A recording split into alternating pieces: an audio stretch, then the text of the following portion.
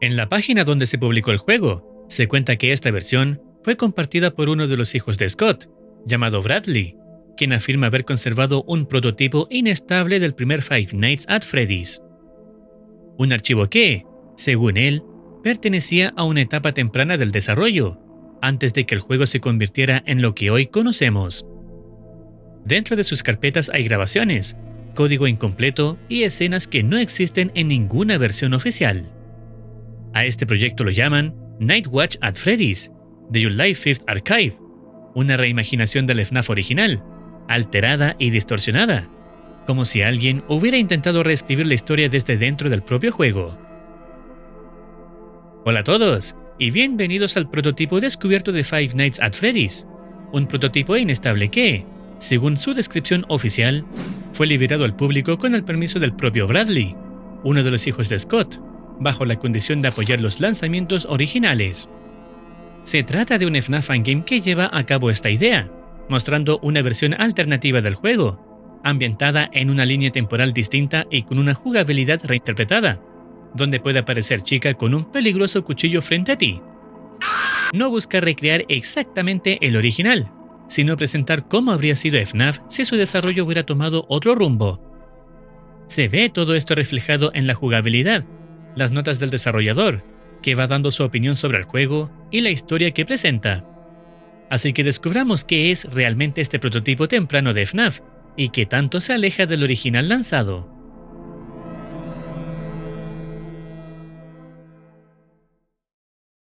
Cuando se inicia el juego aparece la icónica imagen de Freddy con los endoesqueletos a su lado, para luego dar paso al menú principal.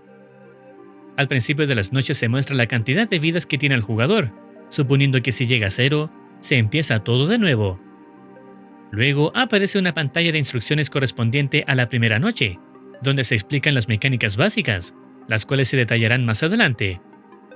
Acto seguido, la partida comienza y se muestra la oficina del guardia, que presenta diferencias notables respecto al juego original, especialmente en el diseño del entorno. Lo más destacable es la puerta adicional ubicada frente al guardia, ausente en el título oficial. En total, el juego cuenta con 10 cámaras de seguridad, a diferencia del Five Nights at Freddy's original, que ofrecía 11. Si bien los escenarios mantienen una estética similar, los personajes sí presentan cambios visibles, particularmente el diseño de Chica. Durante la llamada telefónica, se explica que los animatrónicos se desplazan durante la noche en dirección a la oficina, y que para mantenerlos alejados es necesario encenderles la luz. Mirarlos directamente también ralentiza su avance, aunque utilizar varios sistemas al mismo tiempo puede provocar una sobrecarga en el disyuntor principal, haciendo que falle. A diferencia del original, las puertas están cerradas, y el jugador debe presionar un botón para abrirlas, lo que permite ver y alumbrar a los animatrónicos para ahuyentarlos. También se menciona que hace mucho tiempo, un cumpleaños salió mal, aunque no entra en detalle hasta más adelante. En la primera noche, solo Bonnie y Chica se comportan de manera hostil. El juego incorpora además un sistema de puntuación, que aumenta cada vez que se realiza una acción exitosa para evitar un ataque o impedir que los animatrónicos lleguen a la oficina. Al completar la noche con éxito, el jugador obtiene una mayor cantidad de puntos y una vida adicional, ya que al iniciar la segunda noche se indica que ahora cuenta con 4. Antes de comenzar la segunda noche, aparece nuevamente una nota del desarrollador, en la que se explica que Foxy puede atacar desde cualquiera de los 2 pasillos, y se advierte no escanear el garage si no hay nadie dentro, mencionando que este detalle tendrá relevancia más adelante. Durante la llamada telefónica, el chico del teléfono se centra en Foxy, advirtiendo que el jugador debe prestar atención a su cueva del pirata, ya que presenta fallas en sus movimientos durante la noche. Al finalizar, se despide mencionando que tiene asuntos importantes que atender. Cuando Foxy abandona su cueva, aparece un cartel que indica de qué lado atacará, y el jugador debe mantener la puerta abierta, lo que provoca que Foxy se asome brevemente antes de retirarse. Todo transcurre con normalidad hasta avanzar a la noche 3, donde vuelve a mostrarse una nota del desarrollador. En ella se comenta que Scott no se ha sentido bien últimamente, y que siente que el proyecto no está yendo en la dirección esperada, esperando que no afecte su desarrollo. En cuanto a jugabilidad, menciona la aparición de Puppet en la parte inferior del mapa, la cual debe ser detenida manteniendo el botón Stop, También menciona que mirar a Bonnie y Chica sigue siendo clave para ralentizarlos, evitando que se sincronicen.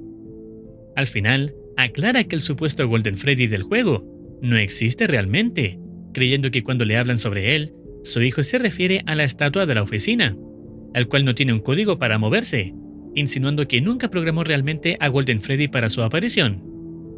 El chico del teléfono habla sobre Puppet, diciendo que su aspecto le da escalofríos, mencionando creer que sus ojos le seguían el movimiento.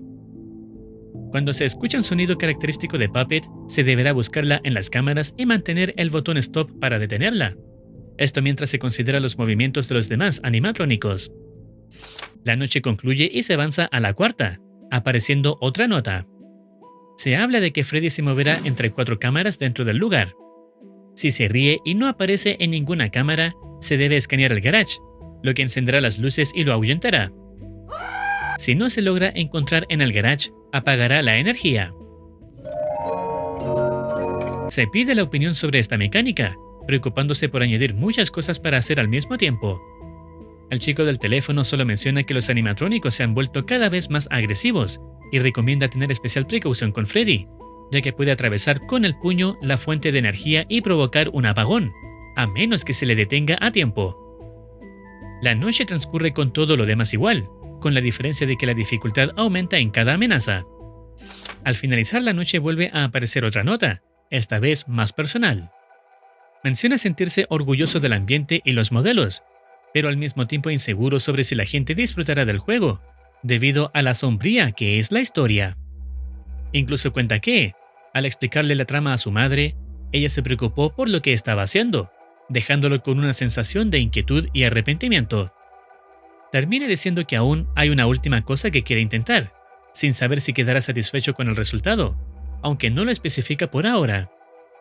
El chico del teléfono retoma lo mencionado en la primera noche sobre una fiesta de cumpleaños que salió mal, un tema que hasta entonces no había detallado. Explica que, durante aquella celebración, los animatrónicos se descontrolaron, justo cuando se produjo un corte de energía.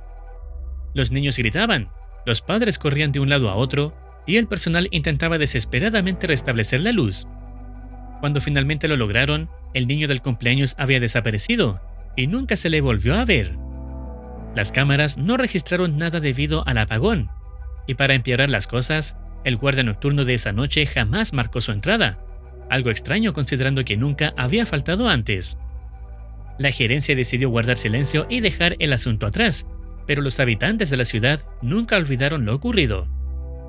Desde entonces, el chico del teléfono dice escuchar y ver cosas que no existen, y le resulta inquietante que Puppet desaparezca sin motivo aparente. Aunque no sabe exactamente por qué los animatrónicos se mueven, sugiere una explicación. El alma del niño desaparecido podría seguir allí, siendo el verdadero causante de todo. Aceptando que no tiene otra respuesta, afirma que empacará sus cosas y se marchará, aunque lamenta que el guardia nocturno parezca decidido a regresar cada noche, sin saber realmente por qué lo hace. Cuando se termina la quinta noche, conocemos al protagonista, siendo Michelle Smith, la versión femenina de Mike en este prototipo. La sexta noche inicia mostrando otra nota del desarrollador.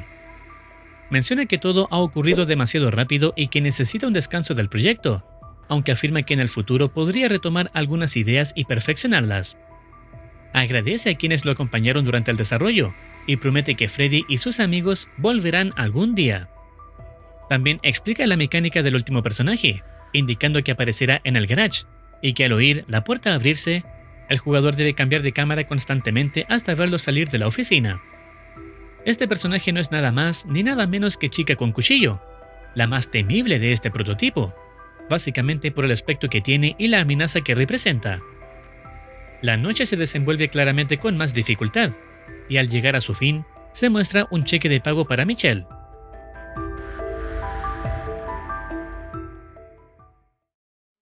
Tras completar la sexta noche, se desbloquea el modo agresivo, el cual consiste en repetir las noches anteriores, con un nivel de dificultad aún más elevado.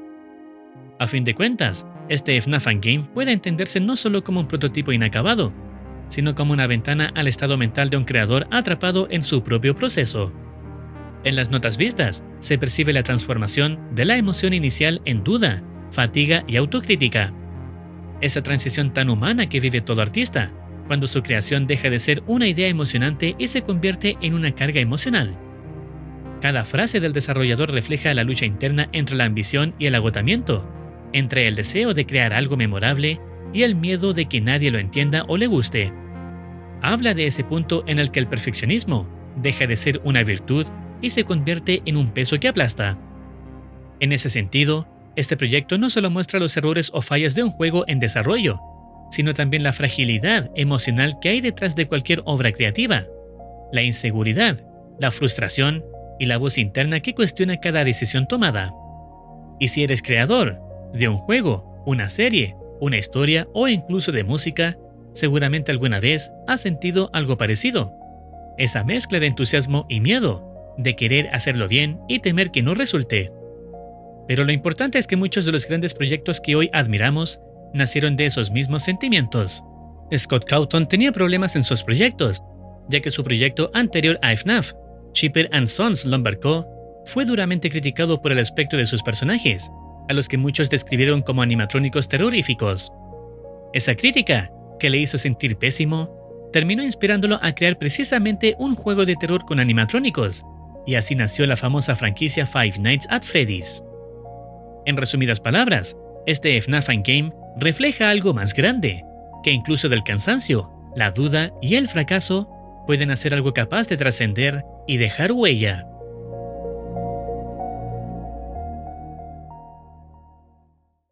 Y hasta aquí estaría llegando este video. Si deseas opinar algo o recomendar alguna serie, no dudes en comentar. No olvides activar campanita para estar al tanto de nuevas actualizaciones. Cuídense, los quiere Muercitine.